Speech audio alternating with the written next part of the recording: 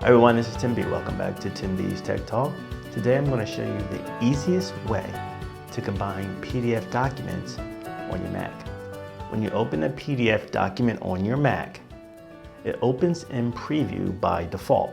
When you open two PDF documents, they appear as two tabs within the same document. But let's just say that you want to combine both documents. This is how you do it. Now, one way to begin is to right-click on one of the tabs and then select the option Move Tab to New Window.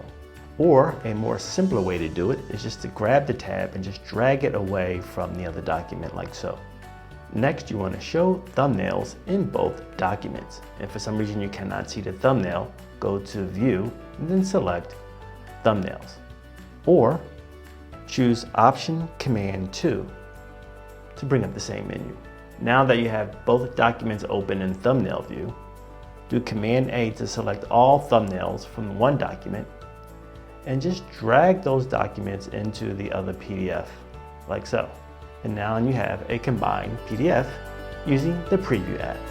This is Tim B. Thanks for tuning in to another episode of Tim B's Tech Talk. Check me out next time.